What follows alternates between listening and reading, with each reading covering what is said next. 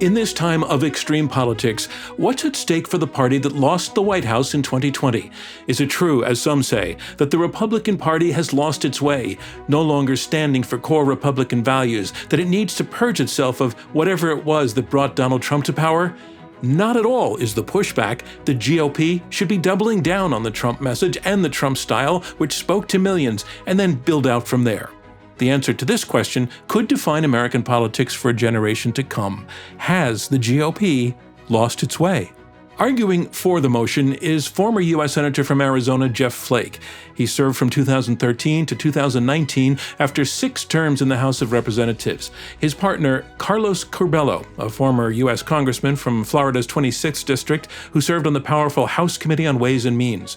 Opposing them, Kimberly A. Strassel, author and member of the editorial board for the Wall Street Journal, and Ben Domenech, the publisher of The Federalist and host of the Federalist Radio Hour. Thanks to all of you for joining us. Great to be here. My pleasure. Thank you. Hi, great to be here. Good to be with you. And you're all over the world, actually. Kimberly, you're in Alaska, and Jeff, you're in Arizona. Ben, you are in Virginia, and Carlos, you're in northern Michigan, and some of us in very cold places, and I am in Washington, D.C. Well, I want to get started on round one. And round one are opening statements from each debater in turn. Those statements will be 4 minutes each. Our motion is the GOP has lost its way. And first up to be speaking for the motion, Carlos Curbelo. The screen is all yours. John, thank you so much. This discussion is critical for the Republican Party, but it is even more important for our democracy. There are only 2 parties in this country. We're not like some European countries where you can really pick the perfect party for you. Here we only have 2. And in order for one to be able to hold the other accountable, it has to be viable. It has to have credibility with a majority of the voters in a country. It has to be a reasonable choice for most people. And the problem we have today in our democracy is that the Republican Party is a party engulfed in lies and in fear. I remember the good old days where Republicans used to get attacked and criticized by their own for maybe breaking a tax pledge or perhaps not favoring some restrictions on abortion. And that kind of tension in a party is natural. What's not natural is that diversity within a party include people who endorse and proliferate lies. So back then, 20 years ago, Republicans used to get disqualified over policy differences, or they used to get attacked. These days, Republicans are getting attacked simply for expressing simple truths. A lot of Republicans who had the courage to step forward, and sadly it does require courage in today's Republican Party to recognize that Joe Biden had won the 2020 presidential election while Republicans outperformed in the Senate and certainly the House. Those Republicans were criticized for being disloyal. People in the party tried to suppress them. And many others took the easy way out these days, which is representative of the problem, the easy way out to endorse and to promote the president's lies. A party that cannot express simple truths is a party that has lost its way.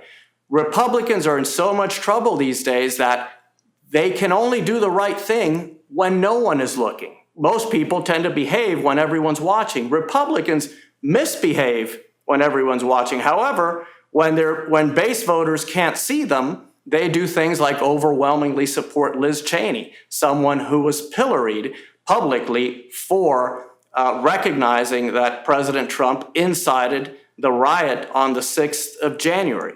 So it's lies and it's also fear. It's very difficult for a party, for any leader to lead when they are driven by fear. And the reason why a lot of Republicans don't express simple truths, the reason why they will say things in private that they would never say in public is because they are afraid.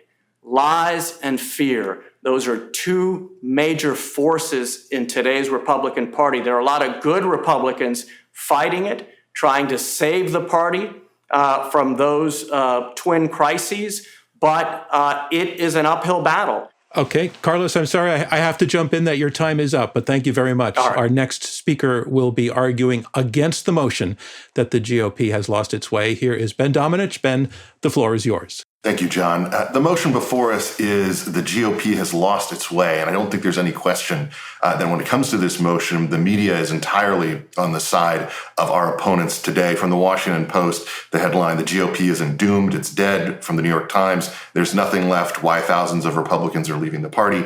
To say the GOP has lost its way, though, presumes that in the recent past, things were going pretty well for the Republican Party.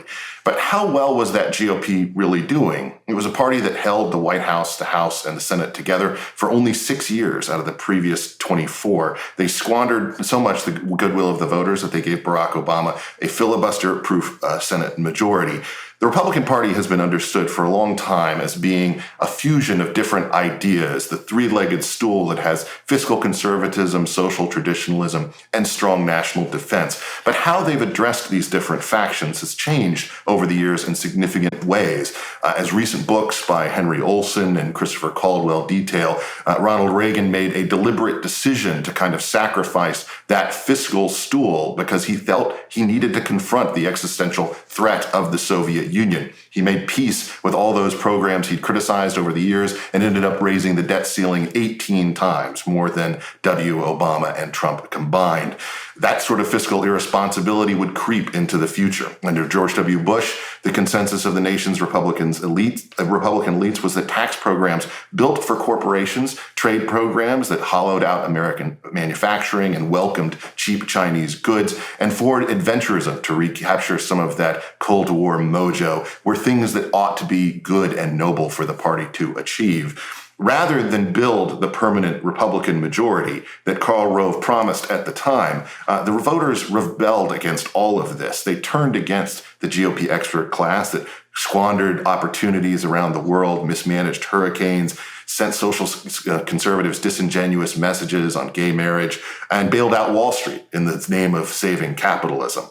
According to Real Clear Politics, and we should remember this, George W. Bush, after all that's happened, left office with an approval rating 10 points lower than Donald Trump's.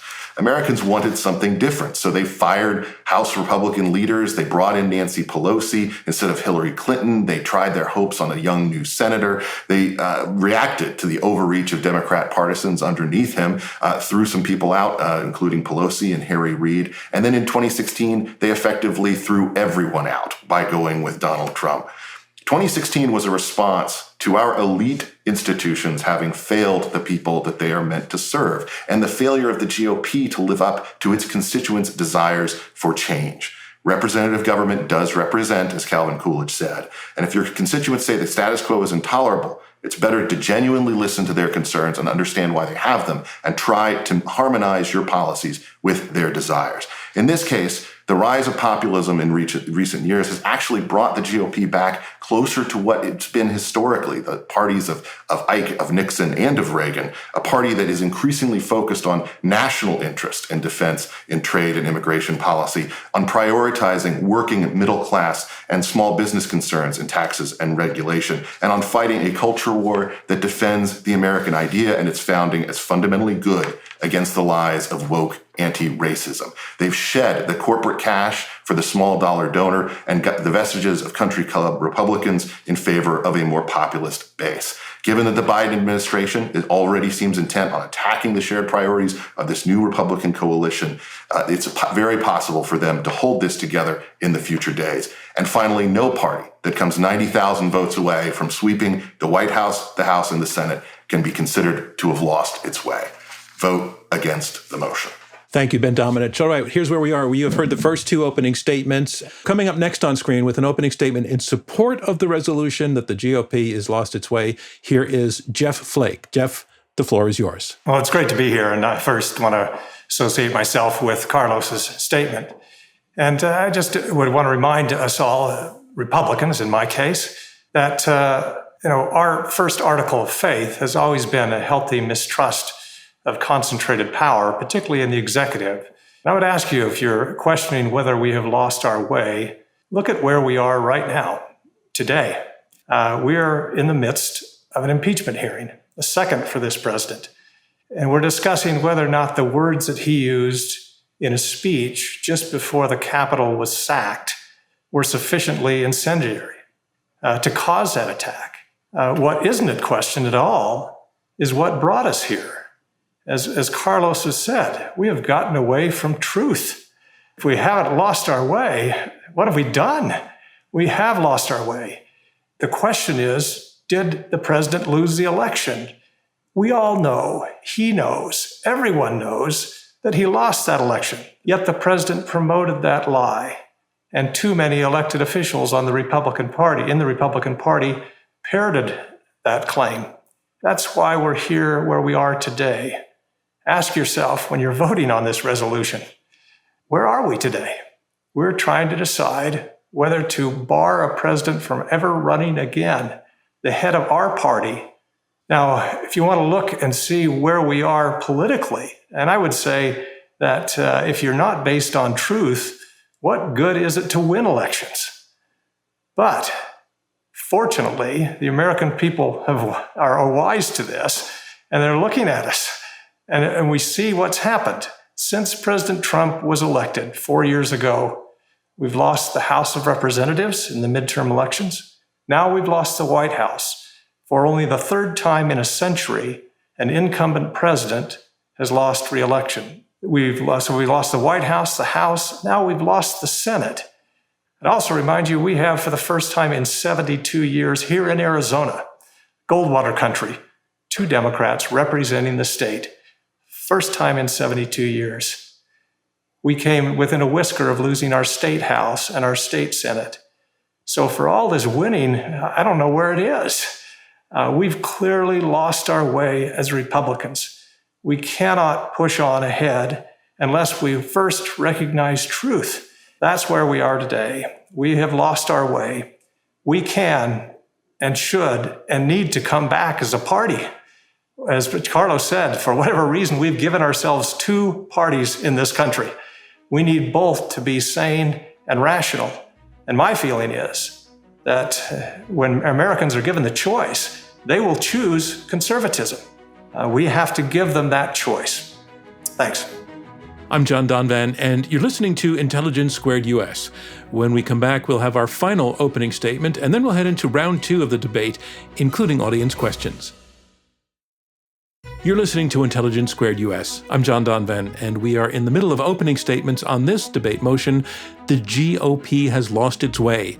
Now we'll hear more from our esteemed debaters.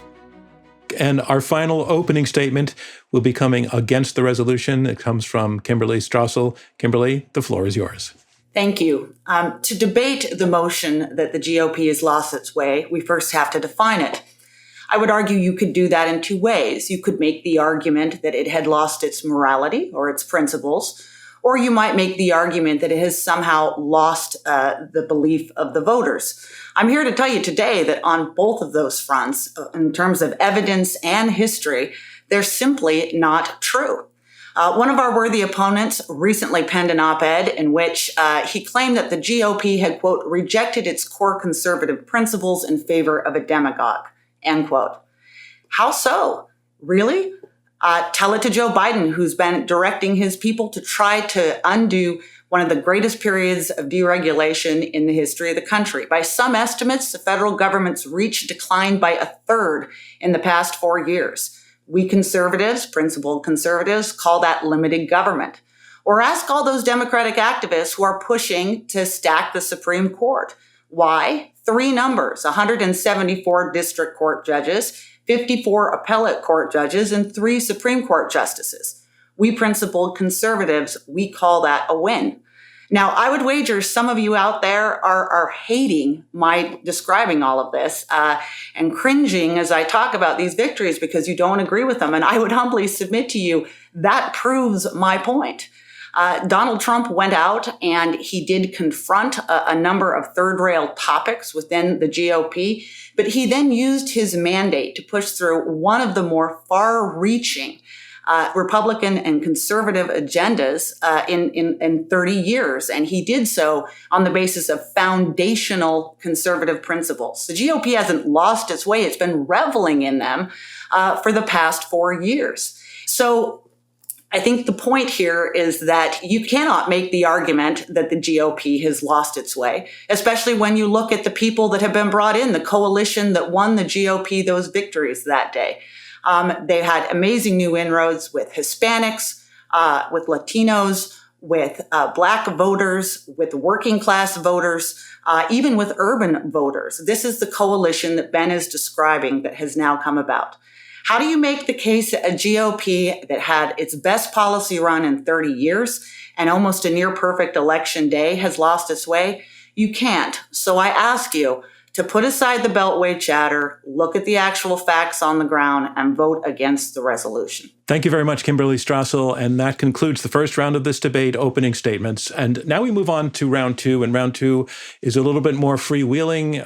The debaters can question and challenge one another, and they'll also be taking questions from me. What I've heard in the opening statements is a variety of ways in which we could gauge this question, a variety of metrics. There's really the question of whether the party is internally cohesive and glued together, or is it coming apart? Has it been successful in terms of policy, or has it failed? Does it know what it stands for? Does it stand for morality? And also the practical question of, can the party win? Is it winning? Can it do what a party is supposed to do, which is to affect policy by persuading voters to vote for it or not? I want to bring it back to you, Carlos, as you were the opening speaker, and say that what I heard from your opponents was no real direct response to I would say the moral question that you raised, and I would put it in the moral category, that the party has stopped standing for truth, that the party has not been exhibiting truth and decency. So can you go at that point in a way that perhaps would provoke a response from your opponents to address those particular issues? Well, John, I think what's important for our friends on the other side to understand is that this is not about policy. This is about integrity. This is about honesty. And we all know that a political party isn't a club, okay? A political party is an organization that is designed to lead a country. And you can't lead a country when you're constantly lying to people. You can't effectively lead a country when you're using lies and conspiracy theories to divide the people who you're supposed to serve. That's why it's so important for everyone as they vote today, to recognize the simple truth that the Republican Party has indeed lost its way, because while it may be doing some good things in terms of policy, it is lying to people and it is fooling people. So, Carlos, you are painting the entire party with quite a broad brush. So, are you saying that this moral failing is endemic to the party as a whole right now, or is it? Go ahead. The current situation is endemic to the influence that Donald Trump had on the party.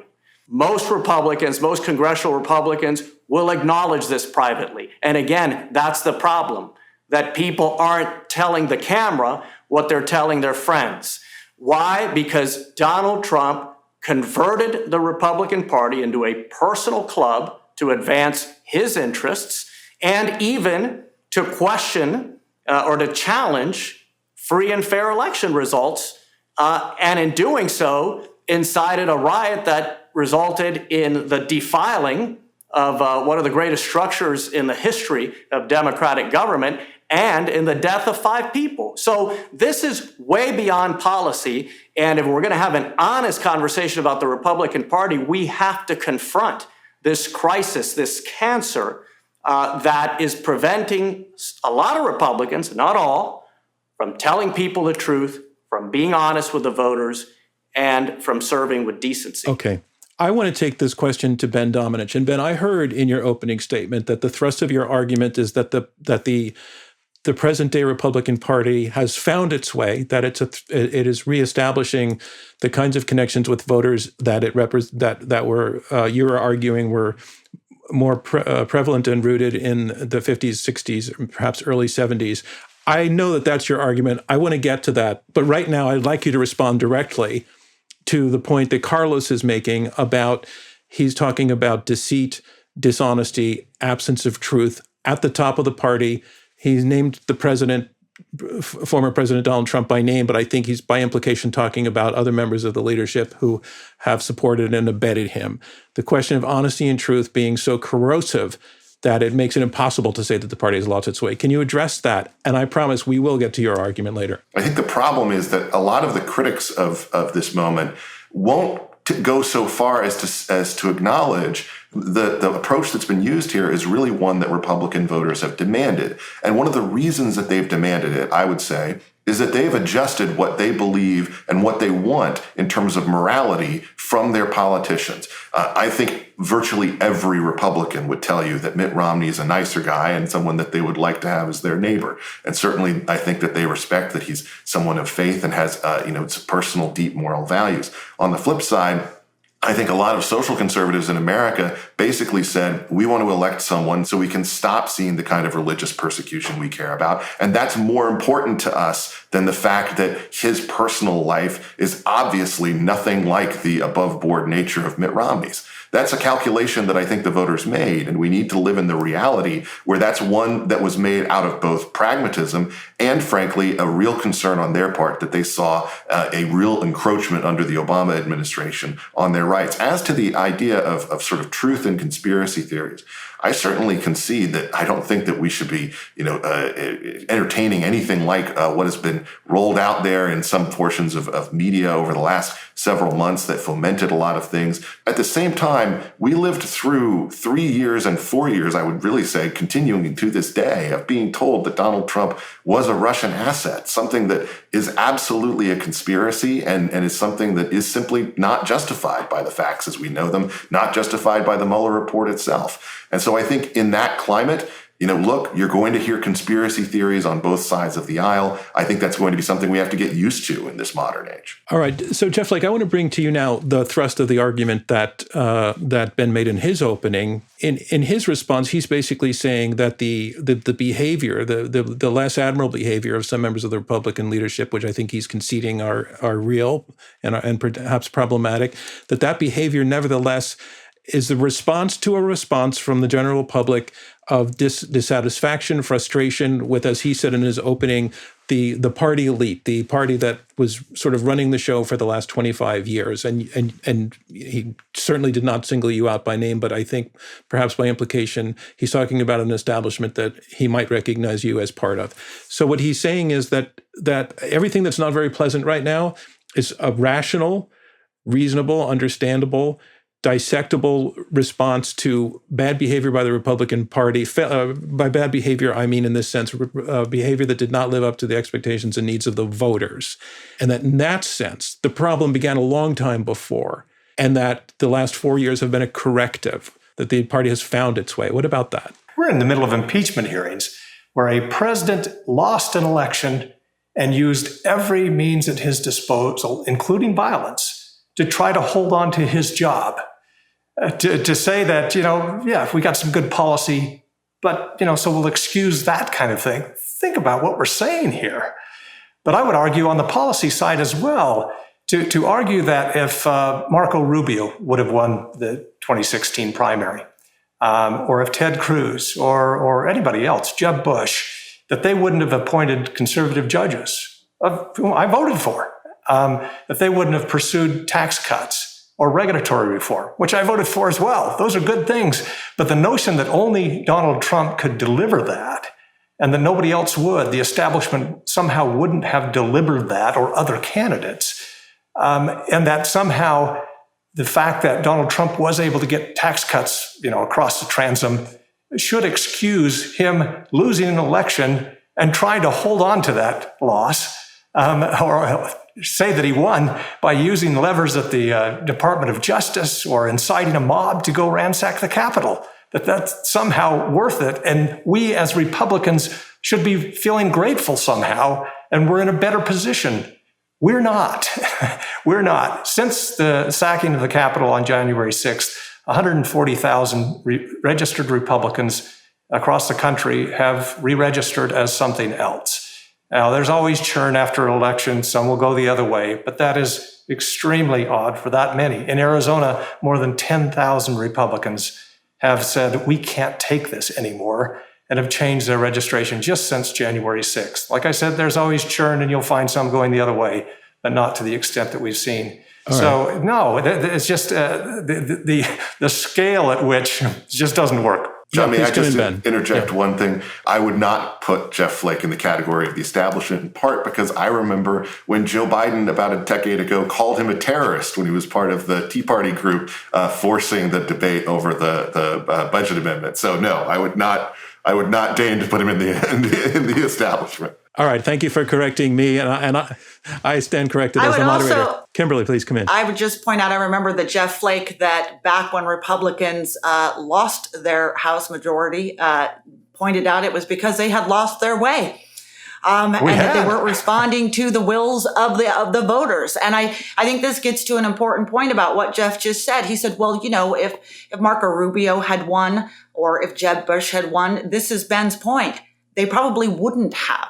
Because Donald Trump, whether you like him or hate him, managed to address a number of issues that many conservative voters felt had not been addressed over the years by their party. And then, I'm also not entirely certain that you would have had some of those politicians taking the very aggressive steps that Donald Trump did on a number of issues, like, for instance, withdrawing from the Paris Climate Accord, because again, one of the things that has frustrated conservative voters so long over the years is watching politicians come in and then be browbeat into certain acceptable positions as defined by the Beltway media and Democrats, in particular on issues like the environment. And so I'm not quite sure I accept the premise that all of this would have taken place with another politician. Ben? There's another elephant in the room, which is that there's a lot of moderate, or what I would describe as centrist, members of the Republican conference in both the House and the Senate who are clearly not down for this impeachment. Are they just all scared? Are they all cowards under your frame? Is it just that, they're too cowed by a former president or what his supporters would do? What does that say about them? I mean, I had one member of Congress. I want to stop you right there when you say, what does that say about them? Because that's a really well-phrased question, and I'd like to take it to Jeff Flake.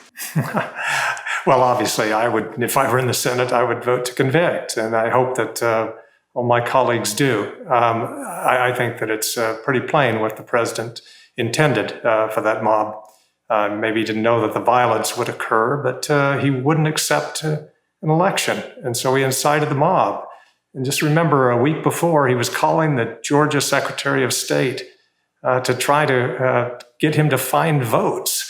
I mean, I hope my Republican colleagues will. And there is a lot of fear. I can tell you, there is a lot of fear among those who are still in the Republican caucus about us getting out of step with the president's base. Not so much the president anymore, but his base. That is a real concern. And I hope that they'll move beyond that, because I frankly think the president will lose influence the longer he's out of office. But right now, there's a real fear.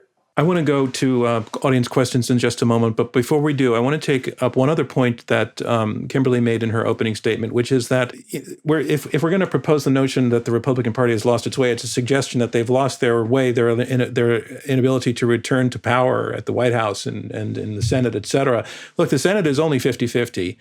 As was pointed out, Joe Biden, in terms of actual votes in actual states, it's tens of thousands of votes that set him up under our current. I know in terms of the popular vote, he won by millions and millions, but in terms of our system, it would suggest that the party isn't that far away from a returned path to victory if they can flip a few 10,000 votes here and there in the right places. So I want, Carlos, for you to take on that notion that if we're going to define lost its way at all in terms of it's becoming irrelevant politically due to, as you might argue, I think your argument is for the moral reasons. Well, no, they're not that far away from being able to win again and didn't lose by all of that much. So can you take that on? Well, that's certainly a fair point, John, but we have to remember that every election in this country is a binary choice, and that a lot of Americans assumed that Joe Biden was going to win the presidency, as he did, because a lot of the polling indicated that. And a lot of people chose to balance out their tickets and not put the Democrats in an overly dominant position as the electorate did in 2008. But for some time in this country, political parties haven't been winning elections due to their merits, but instead due to the demerits or the flaws of the other party. So I think we should be smart about how much we read into this. And what we should look at is where younger generations in this country are headed. And for younger people in this country, there's not a whole lot of tolerance for lies, for deceit, for politicians who will do anything to try to remain in power, including cancel out a legitimate election result. So we have to take the long view here. And if we take the long view, we'll understand that this party has a lot of big challenges, has for the time being lost its way, and for the good of our democracy, the good of the party, but more broadly for the good of our democracy, we need to rescue this party so that it can be that robust conservative alternative for the average American. Please come in, Kimberly. Yeah. Overall, the party has added 10 million members to its ranks over the last 4 years. You saw Donald Trump increase his vote with Hispanic voters. He got almost 50% of them in Florida, 41% in Texas. One exit poll had him getting 19% of Black male voters. Okay, and then you can also look and see huge new strength even among urban voters who are tired of violence and other issues in their states. And so you saw these massive inroads going into the party, and it's because of this wider and more diverse coalition that's out there. I do not see how you could possibly say a party that is growing to that extent can be claimed to have lost its way. I'm John Donvan. This is Intelligence Squared US. We're right now in the middle of a debate about the future of the GOP and whether it has lost its way. When we come back, we'll hear questions from the audience as well as closing statements from our debaters. A reminder that we are in the midst of a debate that has this motion: the GOP has lost its way. Now let's get to audience questions. I want to move on to audience questions now. And in fact, what you just said, Kimberly, is a wonderful transition to the first question I'm going to go to. It comes from Benjamin Fleck. And Benjamin asks, how does the GOP realign itself in the future without splitting the party in two? Can a pro-trade, business-friendly party coexist with an anti-immigration, anti-trade party? Ben, you've done the most theorizing about the future here, so I'd like you to step in on that. And I'd also like to get a sense from you of who's going to lead this party? Is Donald Trump? Somebody else? But can the party not split into two is the core question. I think that I'll just say that right now, good money would be going on Florida man. There's many options coming out of Florida who could potentially lead the party in the future. I think that's more likely to be people who look like Governor DeSantis, perhaps. But Marco Rubio is also someone who I know could bring a whole coalition together when it comes to the Senate leadership, and we don't know how long Mitch McConnell will have that job in the future.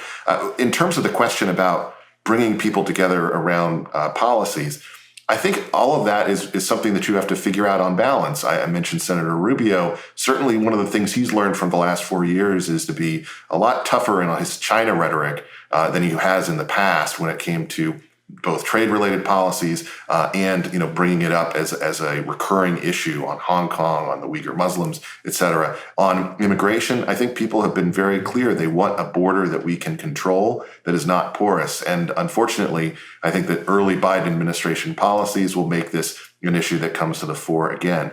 It's going to have to be balanced, but I think one of the big things that we will see is a lot of these corporate dollars are not going to flow to the GOP anymore. They will have to replace them. And you can see in the early NRSC numbers, their senatorial committee from this first month under another Florida man, Rick Scott, they had enormous success when it came to small dollar donations. And they were using people like even Josh Hawley, as controversial as he is, to do that kind of fundraising. That's what the small dollars flow to, and they replace the corporate PAC money that's going to go out and probably going to go to the Democratic side. Jeff, let me take the same question to you. Do you see such a split as plausible, likely, avoidable? It's avoidable, but it's going to be difficult to avoid. I mean, we have a number of issues as Republicans. Millennials have been walking away from the party, I think, for a while, and now they're in a dead sprint. And women, college-educated voters, we're losing a lot there. We have made inroads in some other areas, but I would say as well, Donald Trump did well among Hispanics in Texas. So did George W. Bush. And around the country, I think he had 40-some% around the country. So it's not just Donald Trump that can get these votes. But the fact that if the NRSC is simply going to double down on, the anti-impeachment or the Josh Hawley money that can come in, that I think just suggests that we're in deeper trouble than we think. If we think that we're going to grow as a party and going to be able to win some of these purple states, both with Senate races and the presidential race, by doubling down on Donald Trump or these kind of politics, I think that's just the wrong direction to go. It's going to be difficult to avoid a schism that is certainly taking place right now. Kimberly, what happens if Donald Trump, as expected, survives the process in the Senate and runs again? Look, this is why we have primaries. This is why we have elections. And I think that there are a lot of Republicans out there right now who are very resentful of the notion that some people are so nakedly, and I think that can only be addressed, are actually trying to use this process because they want to exile him from being able to take part in that process again. And that's the kind of thing that really would engender a split in the party. Look, one of the things that I think is fascinating is that if you look at the Republican Party, they learned something from Donald Trump over the last couple of years, which is that you do have to address these issues, all right? It doesn't mean that you have to throw over the notion of trade. You don't have to throw over the notion of getting some sort of changes in immigration policy that are for the good. But that you have to address those huge voter concerns that are out there. Look, if you look at, there was a Gallup poll from 2020, May 2020, so just less than a year ago. And if you look, almost 64% of Americans felt that immigration should stay the same or decrease, the numbers. Okay, I'm not in that camp. I'm a pro-immigration person. But you can't, as a politician, expect to go on and not pay attention to an issue that 64% of the country on both sides of the aisle feel is important. So there's going to be a new generation of Republican leaders. They've learned a lot from Trump I'm sorry to break in, but can I come back to the question? If you were sitting in the Senate now, would you vote to convict him if you felt that would be a successful vote? Would you want to get him out of the picture? I wouldn't do it because I know for a fact what it would do to the party. It really would alienate a number of people. The natural progression here needs to be for everyone to have a debate about what comes next. And I think that, while you do have a certain percentage of people who are diehard Trump fixers, a lot of them simply liked the way he governed. And you're going to see a whole raft of politicians. You see it now, trying to get some of that populist vibe, and often they'll offer an alternate to him, and the party will have that debate. And Jeff, same question to you. If you were still sitting in the Senate right now as this impeachment process is brought to you? I'd vote to convict. One, because it's the right thing to do. It's appropriate punishment for his actions. But I frankly think in terms of what it will do to the party, you've got to put that aside and do the right thing. Having said that, I don't think, one, the president will be convicted in the Senate, but I don't think that he'll run again either. I think that he'll try to exercise influence. But I think if these impeachment hearings are doing anything, I hope that it's showing Republicans we've got to move beyond this man.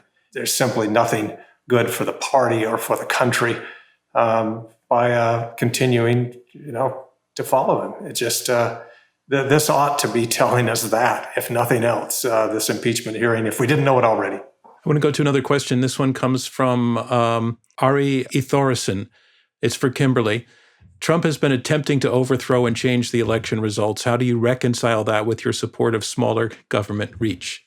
First of all, I don't agree with Trump's moves to refuse to accept the election results. I did agree that there was good cause for him to engage in some litigation and to question some, because we had an unprecedented election in which a lot of rules have been changed before then. One of the things that I have continued to be a little boggled by over the past 4 years is these definitions of Trump as an autocrat, as a budding dictator. I would actually argue in terms of that question, The fact that we are having smaller government it explains why that should not necessarily have been a concern. Budding autocrats are not people who cut the size of federal government. Budding autocrats are not people who allow people to keep more of their money, giving them more power away from the federal government. And we had a lot of hyperventilating over the last couple of years about how Trump was breaking the Constitution and et cetera. Now, in the end, there is this last issue where he did not accept the election results, which I thought was bad behavior and a bad decision. The Senate has an institution and the House in which they are going through this process. Again, I would point out that most of Mr. Flake's and Mr. Corbello's colleagues do not agree with them on the notion of how far this rises and whether it rises to the questions of impeachment. That's not because they're craven. It's not because they're scared. It's because they truly don't believe it. And that's a debate for those parties to have. But, the notion that somehow we turned over the government to a dictator for the past 4 years is belied by the fact that he's currently sitting in Mar-a-Lago. Okay, well, that concludes round 2 of this Intelligence Squared U.S. debate, where the resolution is the GOP has lost its way. And now we move on to the third round. And the third round is comprised of closing remarks by all 4 debaters in turn. Those will be just 2 minutes each. It's their last chance to try to persuade you to vote with their side in our second vote. So let's move on to closing statements. Our first closing statement on the resolution, the GOP has lost its way. Here is Carlos Corbello. John, my family came from Cuba some 60 years ago. All of them came to the United States, naturalized, became patriotic Americans, and registered in the Republican Party. Why?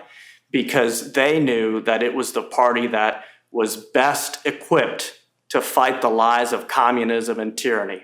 My dad used to tell me when I was growing up, son, remember the Americans do things differently. They don't do things the way we have done things in our countries. They don't lie, they don't cheat, they're respectful even when they disagree. The Republican Party that my dad so passionately believed in has changed, and at the current time has lost its way because it has lost its authority to fight lies because it has embraced lies. A leader who is afraid, who does not express simple truths, cannot be an effective leader. And what we need for our party, but more importantly for our country, is a healthy Republican Party where people look into the camera and tell the American public the facts and the truth, and then ask them for their support based on their policy agenda. But you cannot lie and offer an attractive policy agenda as a substitute. So that's why it's so important for everyone to recognize the simple truth that the Republican Party has lost its way. Please cast your vote so that we can get on with the business of fixing this party and renewing our democracy. Thank you very much, Carlos. Our next closing statement is against the resolution. It comes from Ben Domenech. Ben, your closing, please. Thank you, John. Parties are not one man. They are made up of an ideological coalition of people, of shared minds and shared values. In 1981, Ronald Reagan said, "Trust the people. This is the one irrefutable lesson of the entire post-war period," end quote. The GOP of 40 years ago chose Reaganism as the answer to the challenges of the time. But time inevitably creates new challenges that Reaganism alone can't answer. No leader's program should be blindly followed for generations, as Reagan himself would agree. In the decades since, the GOP oversaw the hollowing out of the American middle class, the wasting of American prestige on nation-building wars, China pillaging our economy, recurring violence on porous borders, an explosive opioid epidemic, and all while aiding the rise of a global corporate elite who quite honestly hate the beliefs of so many ordinary GOP voters. But when you step back, that period looks like an aberration, inconsistent with the GOP's approach as a whole. That's because the GOP hasn't lost its way, it's found it. Bertolt Brecht wrote in his famous poem, The Solution, about the people having forfeited the confidence of their government, that would it not be easier in that case, it'd be simpler for the government to dissolve the people and elect another.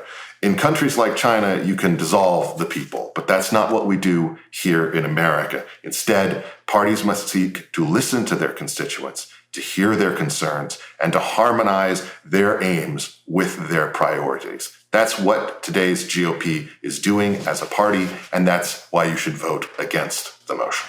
Thanks very much, Ben. Our next debater will be speaking in support of the motion. It's Jeff Lake. Jeff, your closing, please. Thank you, John. I would just ask those who are about to vote here, look where we are today.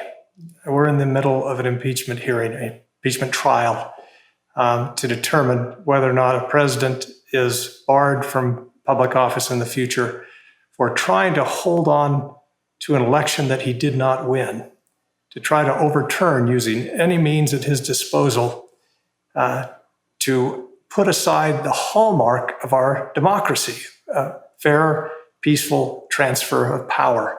That's where we are today as a party. And too many in our party are defending that man, are ready to go down with that ship. If that's not a party that has lost its way, I don't know what is. Now, as Carlos said, we desperately need to reclaim the mantle that has animated the party for years. Limited government, economic freedom, individual responsibility, strong American leadership across the globe.